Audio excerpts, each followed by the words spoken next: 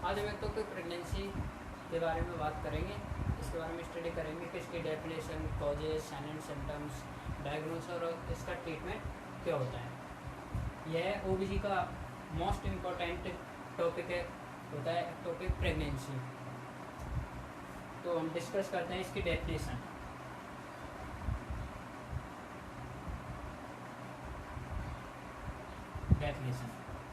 तो ectopic pregnancy होती है, it is a condition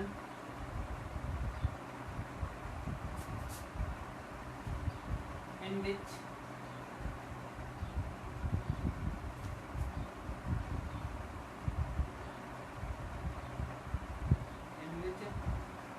implantation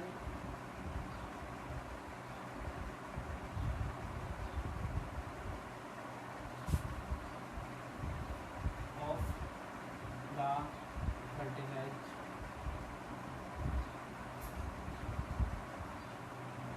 ovum outside the uterus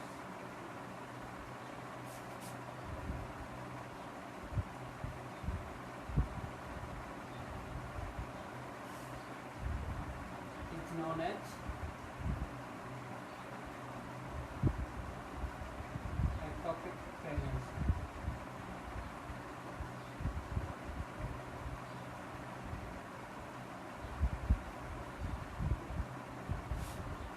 तो एक्टोपिक प्रेगनेंसी क्या होती है? एक ऐसी कंडीशन जिसमें implantation of the fertilised ovum occurs outside the uterine cavity, यानी कि यूट्रस या फिर यूटेराइन कैविटी।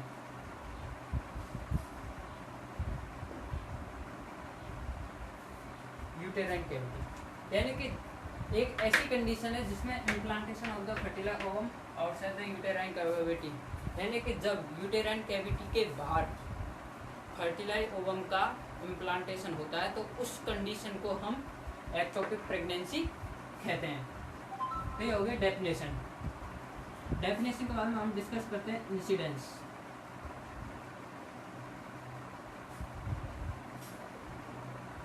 इंसिडेंस जो एक्टोपिक प्रेगनेंसी है वो 300 प्रेग्नेंट लेडीज में किसी एक प्रेग्नेंट लेडी में पाए जाने की संभावना होती है, यानी 300 लेडीज में किसी एक ही लेडी में ये पाई जाती है। तो 1 out of 300 pregnancy.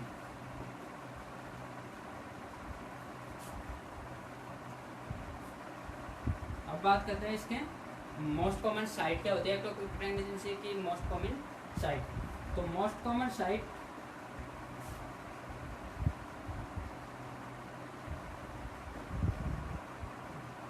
Of implantation.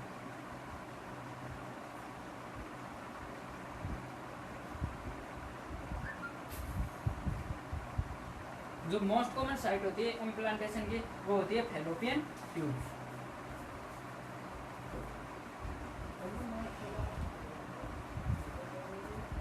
और फैलोपियन ट्यूब का भी मोस्ट कॉमन पार्ट होता है एम्पुला।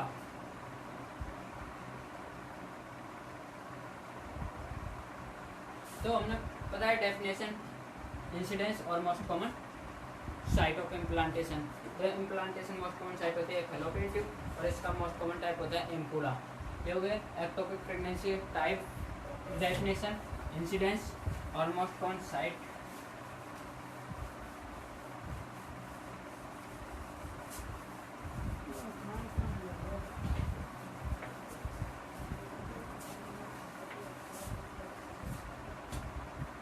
अब हम बात करते हैं इसके site of implantation type. Site of implantation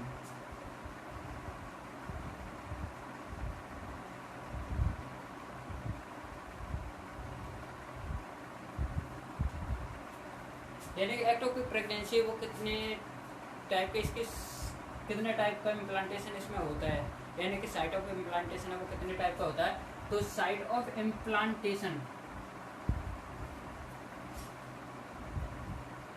extra uterine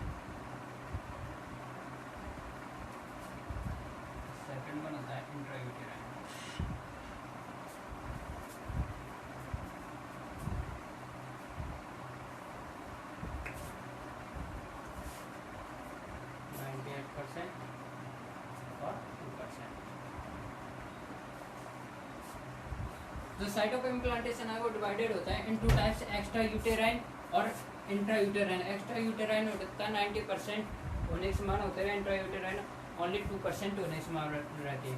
extra uterine divided होता है इन 3 टाइप्स, ट्यूबल,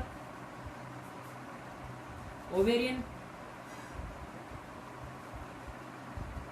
और थर्ड वन होता है एब्डोमिनल।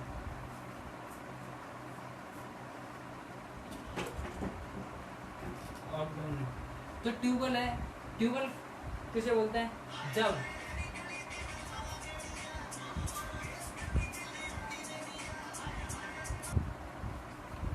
जो ट्यूबल एक्टोपिक प्रेगनेंसी होती है, ट्यूबल एक्टोपिक प्रेगनेंसी के अंदर होता है जब फर्टिलाइज ओवम इम्प्लांट होता है फैलोपियन ट्यूब में, तो उसे बोलते हैं ट्यूबल एक्टोपिक प्रेगनेंसी।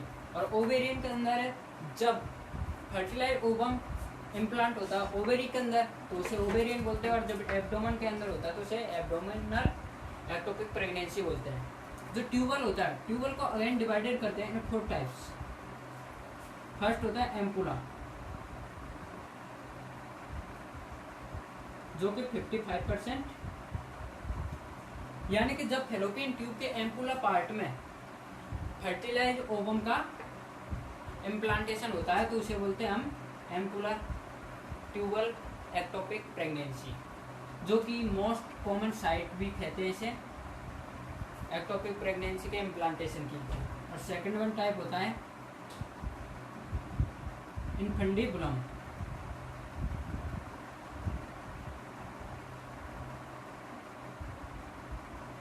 जो कि 18% होते हैं।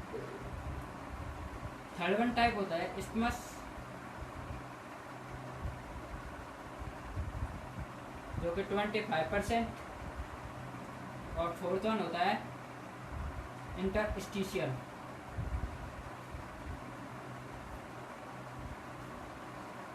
जो कि 2% होता है। यानी मैंने आपको बताया ट्यूबल एक्टोपिक प्रेगनेंसी है वो 4 टाइप की होती है, एम्पुला, इनफेंडिबुलम, इस्थमस और इंटरस्टिशियल। जो एम्पुला होती है वो मोस्ट कॉमन इम्प्लांटेशन साइट होती है एक्टोपिक प्रेगनेंसी की, जो कि 55% यानी सबसे ज़्यादा होती है। यानी फैलोपियन ट्यूब के एम्पुला पार्ट में जब फर्टिलाइज ओवम का इम्प्लांटेशन होता है तो उसे हम एम्पुला ट्यूबल एक्टोपिक प्रेगनेंसी बोलते हैं। ओवेरियन में ओवेरी के अंदर इम्प्लांटेशन होता है और एब्डोमिनल में एब्डोमिन के अंदर। इसके अंदर भी एब्डोमिनल 2 टाइप का होता है, इंट्रापेरिटोनियल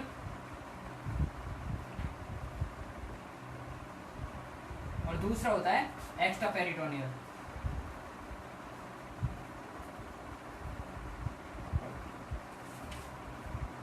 ये एब्डोमिनल के टाइप्स होते हैं। इसके बाद में हम बात करें साइट ऑफ इम्प्लांटेशन के सेकंड टाइप है इंट्रा यूटेराइन। इंट्रा यूटेराइन में 2% होता है और इसमें मेनली 2 एक्टोपिक प्रेगनेंसी होती है। वो होती है कॉर्नुअल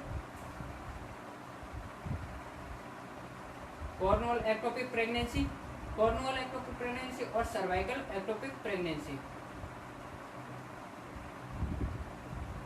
जो कॉर्नुअल एक्टोपिक प्रेगनेंसी होती है वो फैलोपियन ट्यूब और यूट्रस का जो कॉम्बिनेशन होता है जहाँ पर उस जगह पे कॉर्नुअल एक्टोपिक प्रेगनेंसी होती है और सर्वाइकल होती है सर्विक्स में। यानी कि जब फर्टिलाइज ओवम का इम्प्लांटेशन सर्विक्स के अंदर होता है तो उसे सर्वाइकल एक्टोपिक प्रेगनेंसी बोलते हैं। हम इसे डायग्राम में देखते हैं।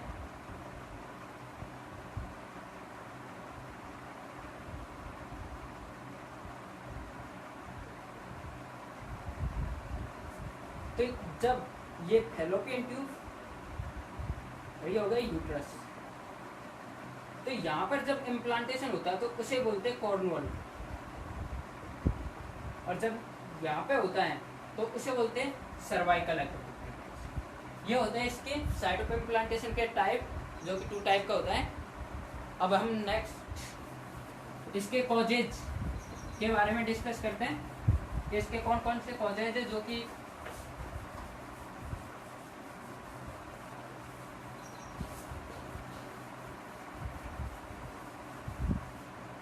साइट ऑफ इम्प्लांटेशन के बाद में इसके कॉजेज या ईटियोलॉजी बात करते हैं जो कि एक्टोपिक प्रेगनेंसी को कॉज करते हैं। तो वो कौन कौन से कॉजेज है जो कि एक्टोपिक प्रेगनेंसी को कॉज करते हैं? ईटियोलॉजी या फिर कॉजेज। तो ईटियोलॉजी कॉजेज में जो इसका मोस्ट कॉमन कॉज होता है वो होता है PID, pelvic inflammatory disease.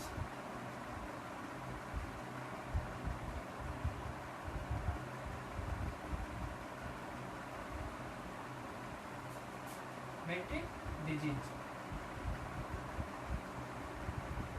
PID होता है वो मोस्ट कॉमन कॉज होता है, मोस्ट।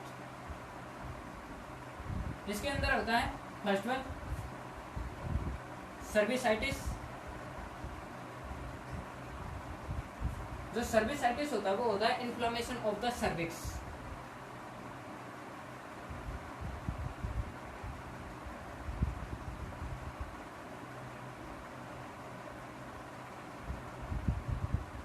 सर्विक्स सर्विसाइटिस भी क्या कहते हैं, एक्टोपिक प्रेगनेंसी को कॉज करता है, जो कि इन्फ्लामेशन ऑफ सर्विक्स बोलते हैं सर्विसाइटिस को। सेकंड वन आता है पीआईडी के अंदर मेट्राइटिस। मेट्राइटिस इसके अंदर इन्फ्लामेशन ऑफ द यूट्रस। यदि यूट्रस के अंदर भी इन्फ्लामेशन पाया जाता है तो वो भी एक्टोपिक प्रेगनेंसी को कॉज करता है। थर्ड वन होता है साल्पिंजाइटिस।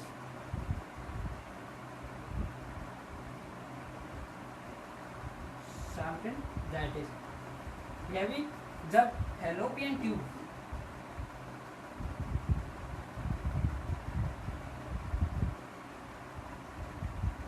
के अंदर इन्फ्लामेशन होता है तो वो भी एक्टोपिक प्रेगनेंसी को कॉज करता है। और फोर्थ वन होता है ऊफराइटिस, यानी इन्फ्लामेशन ऑफ द ओवेरी। यानी जब सर्विसाइटिस, मेट्राइटिस, साल्पिंजाइटिस, ऊफराइटिस इन चारों में यदि किसी प्रकार इन्फ्लामेशन पाया जाता है तो वो भी एक्टोपिक प्रेगनेंसी कॉज करता है। ये पीआईडी के अंदर इंक्लूड करते हैं। इसका जो सेकंड कॉज होता है वो होता है contraceptive failure.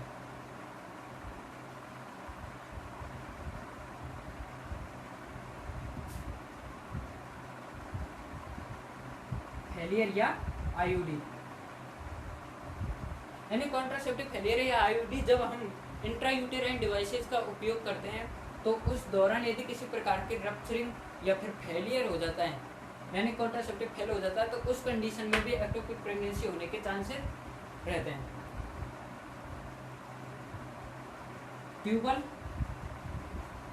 Trauma,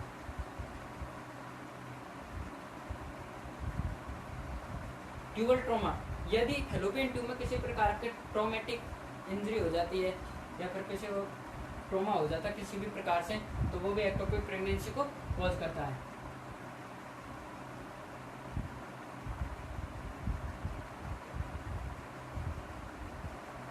previous history of ectopic pregnancy, जो प्रेग्नेंट लेडी हुई है यदि उसमें पहले भी यदि एक्टोपिक प्रेगनेंसी की कंडीशन पाई गई है तो उसमें चांसेस होते हैं दोबारा में एक्टोपिक प्रेगनेंसी होने के, तो ये भी इसका कॉज हो सकता है।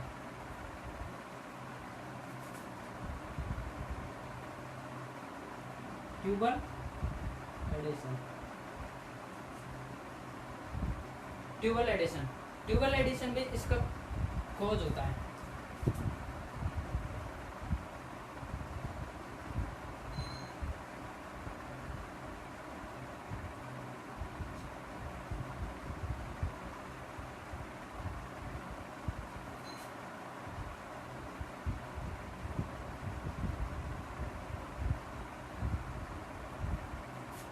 और advanced age of maternal over 35 years, यदि माता की जो प्रेग्नेंट लेडी है या प्रेग्नेंट मदर है उसकी एज 35 से एबव है तो उसमें भी एक्टोपिक प्रेगनेंसी होने के चांसेस ज़्यादा होते हैं।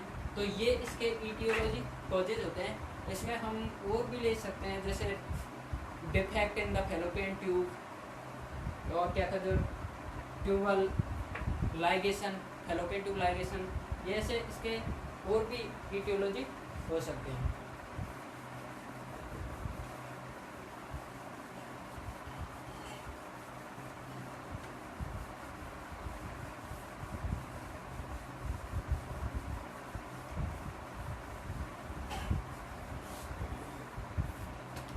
अब हम ईटियोलॉजी के बाद में इसके जो साइन एंड सिम्टम्स है उसके बारे में डिस्कस करते हैं कि इसके साइन एंड सिम्टम्स कौन कौन से अपीयर होते हैं इस एक्टोपिक प्रेगनेंसी के अंतर्गत, यानी इस डिजीज है ये एक्टोपिक प्रेगनेंसी, इसके अंदर साइन एंड सिम्टम क्या क्या आएंगे। तो sign and symptom,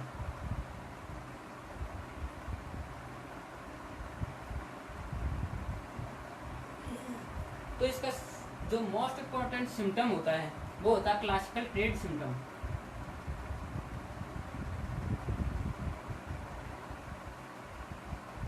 trade symptom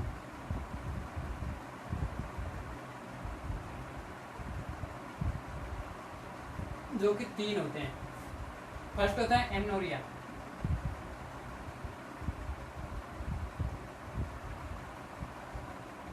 second होता है एब्डोमिनल पेन,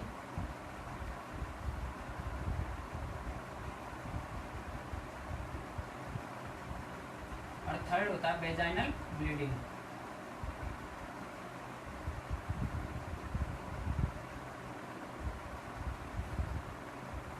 जो क्लासिकल ट्रेड सिम्टम होते हैं वो मेनली 3 होते हैं, एमनोरिया, एब्डोमिनल पेन और वेजाइनल ब्लीडिंग। एमनोरिया कब होता है? जो 6 to 8 वीक हो जाता है, या फिर क्या कहते हैं प्रेगनेंट लेडी उसमें कईयों में शुरू से ही रहता है प्रेग्नेंट होने के तुरंत बाद से। और एब्डोमिनल पेन होता है जब इम्प्लांटेशन होता है एब्डोमेन के अंदर फर्टिलाइज ओवम का, तो उस दौरान जब बेबी ग्रोथ करता है तो बेबी ग्रोथ करने के कारण उस पर प्रेशर पड़ता है एब्डोमेन पे, और प्रेशर पड़ने के कारण जो वहाँ पे रप्चरिंग होने के चांसेस ज़्यादा रहते हैं, रप्चरिंग होती है तो ब्लीडिंग होती है, और ब्लीडिंग कॉज करती है एब्डोमिनल पेन को, एब्डोमिनल। इसी प्रकार वेजाइनल ब्लीडिंग होती है, वेजाइन नाक के अंदर का जब रप्चरिंग होती है तो उससे ब्लीडिंग कॉज होती है। तो ये होते हैं क्लासिकल ट्रेड सिम्टम, जिन्हें हम मोस्ट कॉमन सिम्टम्स होते हैं साइन एंड सिम्टम के। सेकंड सिम्टम आता है इसका sign, Cullen sign.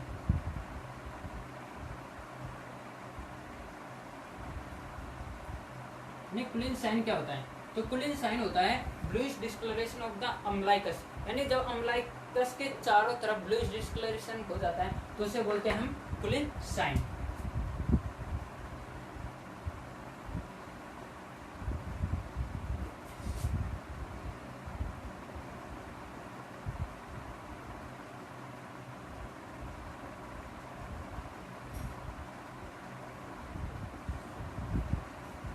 Cullen sign bluish discolouration of the umbilicus, यानी अम्लाइकस के अराउंड, यानी अराउंड अम्लाइकस के चारों तरफ यदि ब्लूइश डिस्कलरेशन पाया जाता है तो इसे कुलिन साइन हो जाता है। ये भी एक्टोपिक प्रेगनेंसी का साइन होता है। कुलिन साइन के बाद में हम लेते हैं शोल्डर पेन।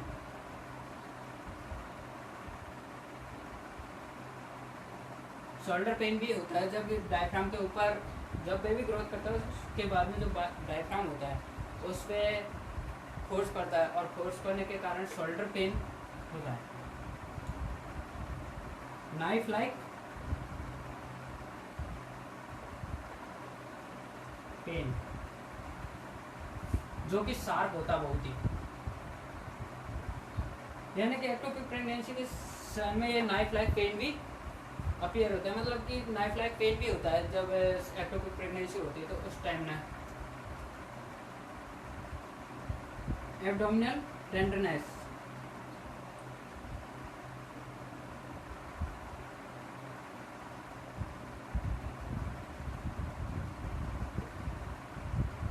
जो एक्टोपिक प्रेगनेंसी है उसमें एब्डोमिनल टेंडरनेस भी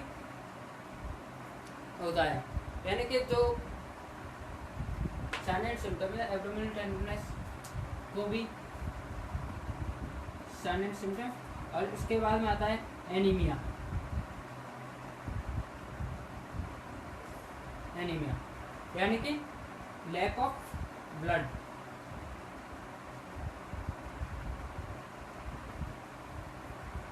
यानी कि एनीमिया को कॉज करती है, यानी जब किस वेजाइना या फिर यूट्रस कहीं पे भी रप्चरिंग पाई जाएगी तो उस दौरान ब्लड का भी लॉस होगा, जो कि एनीमिया को कॉज करता है। और एनीमिया एक्टोपिक प्रेगनेंसी का मोस्ट कॉमन साइन होता है। इसके बाद में एनीमिया शॉक, जो शॉक है ये भी साइन और सिम्टम के अंतर्गत इंक्लूड किया जाता है, क्योंकि जब ब्लड का लॉस होता है तो उस दौरान हाइपोवोलेमिया की कंडीशन आती है, जो कि कॉज करती है शॉक को। और शॉक है वो इलेक्ट्रिक प्रेगनेंसी का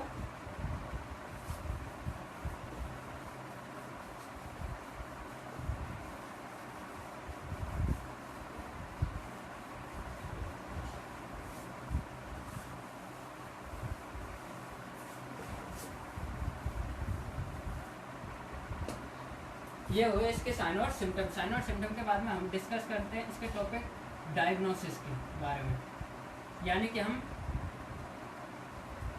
एक्टोपिक प्रेगनेंसी उसका इन्वेस्टिगेशन या डायग्नोसिस, या हम इसको कैसे कंफर्म करेंगे कि ये एक्टोपिक प्रेगनेंसी है या नहीं है प्रेग्नेंट लेडी में। तो उसके लिए हम कुछ डायग्नोसिस करते हैं।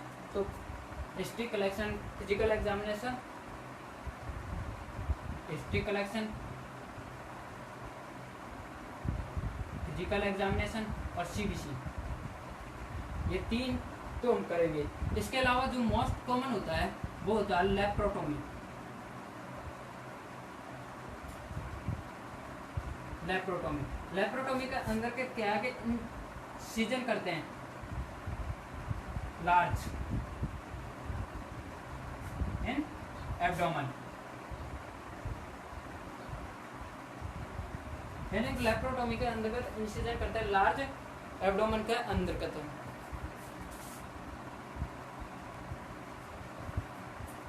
तो ये होता है लेप्रोटोमी। तो लेप्रोटोमी में लार्ज इंसिजन करते हैं और एब्डोमेन को देखते हैं, जिस एब्डोमेन के अंदर जो एब्डोमिनल एक्टोपिक प्रेगनेंसी है उसके बारे में पता लगाते हैं कि एक्टोपिक प्रेगनेंसी है या नहीं है। इस प्रकार एक और करते हैं laparoscopy.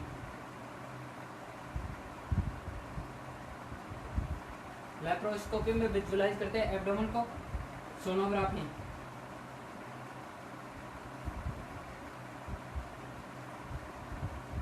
Sonography, कर्डोसेंटेसिस,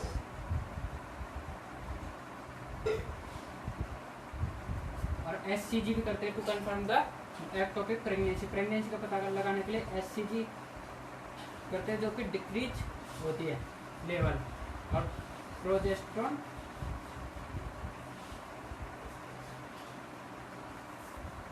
level decrease.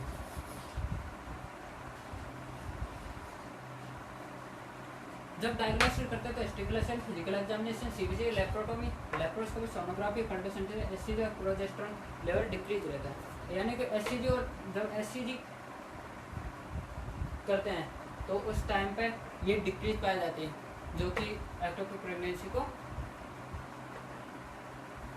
Present करती है। इसी तरह प्रोजेस्टेरोन लेवल होता है। कर्डोसेंटेसिस करते हैं और sonography to check the ectopic pregnancy या प्रेग्नेंसी, यानी कंफर्म करने के लिए हम डायग्नोसिस करते हैं। अब डायग्नोसिस के बाद में नेक्स्ट टॉपिक आता है हमारा एक्टोपिक प्रेगनेंसी का management.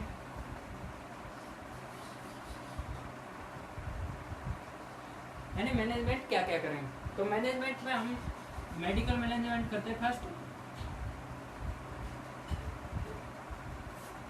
Medical management. Medical management यदि कंजप्शन प्रोडक्ट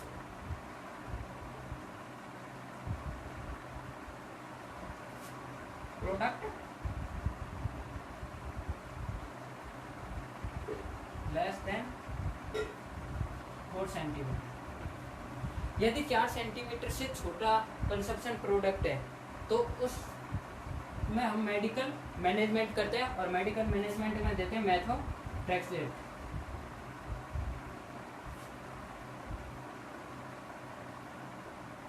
या MTX, जिसे हम IM देते हैं। और इसको 1, 3 5 और 7 डेज के रूटीन से देते हैं। यानी कि जो मेथोट्रेक्सेट देते हैं हम उसे एक दिन छोड़ के एक दिन देते हैं to subdivision conception product, यानी कंजप्शन प्रोडक्ट के सब डिवीजन को स्टॉप करने के लिए, रोकने के लिए हम मेडिकल मैनेजमेंट में मेथोट्रेक्सेट प्रोवाइड करते हैं। ये होगा इसका मेडिकल मैनेजमेंट।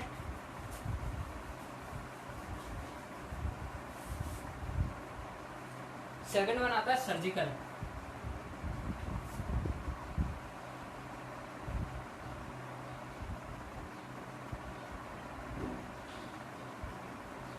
यानी सर्जिकल मैनेजमेंट, यदि कंस्ट्रक्शन प्रोडक्ट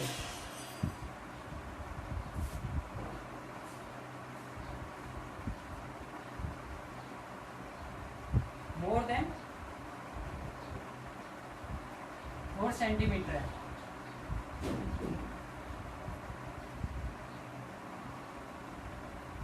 फोर सेंटीमीटर, तो उस कंडीशन में हम दो प्रकार की सर्जरी करते हैं। फर्स्ट होती है कंजर्वेटिव,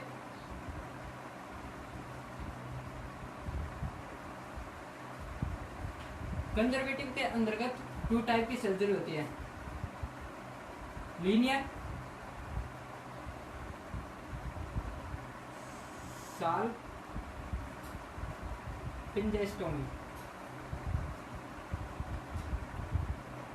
लीनियर साल्पिंजेस्टोमी होते हैं, इसके अंतर्गत जो स्मॉल इंसिजन करते हैं और direct incision on the construction product, यानी कंस्ट्रक्शन प्रोडक्ट पर डायरेक्ट इंसिजन करते हैं और क्या कहते हैं कंस्ट्रक्शन प्रोडक्ट है उसको रिमूव कर देते हैं, और इसमें जो इंसिजन होता है वो लेफ्ट छोड़ देते हैं।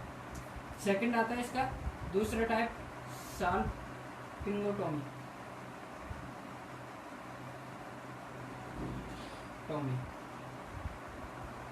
साल्पिंगोटोमी में डायरेक्ट इंसिजन करते हैं कंस्ट्रक्शन प्रोडक्ट और उसको रिमूव कर देते हैं। इससे जो इन दोनों में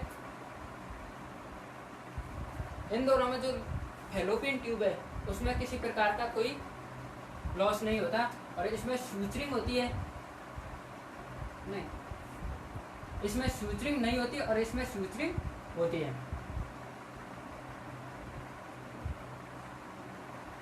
इसमें सूचरिंग करनी पड़ती है। और सेकंड टाइप होता है नॉन कंजर्वेटिव, यानी कि सर्जिकल मैनेजमेंट है उसमें दूसरा टाइप होता है नॉन कंजर्वेटिव।